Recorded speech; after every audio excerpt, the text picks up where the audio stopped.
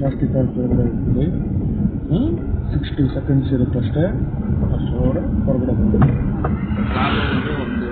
ಒಂದ್ಸರಿ ಬಿಟ್ಟರೆ ಏನು ತೊಂದರೆ ಇಲ್ಲ.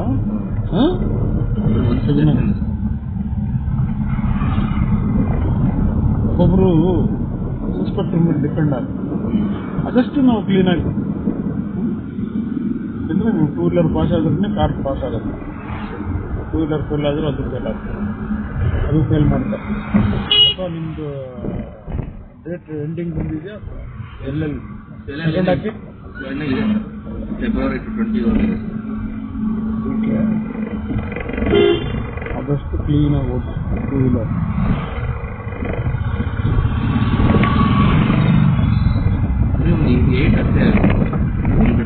ಅಂದರೆ 3 ಇಲ್ಲಿಂದ ಹಿಂಗೆ ಬಂದರೆ ಆಮೇಲೆ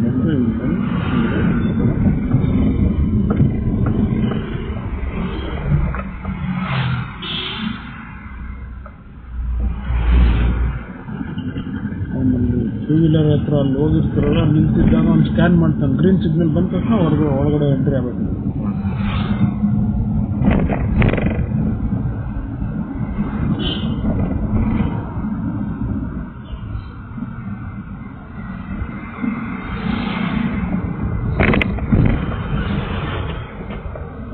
ಸಿಗ್ನಲ್ ನೋಡ್ತಾ ಇರಿ. ಆಮೇಲೆ ಎಲ್ಲೋ ನೋಡ್ತಾ ಇದ್ರೆ ಆಮೇಲೆ ಸಿಗ್ನಲ್ ಬಿಟ್ಟಿದ್ದು ಗೊತ್ತಾಗದೇ ಇದ್ರೆ ಲೇಟ್ ಟೈಮ್ ಆಗುತ್ತೆ.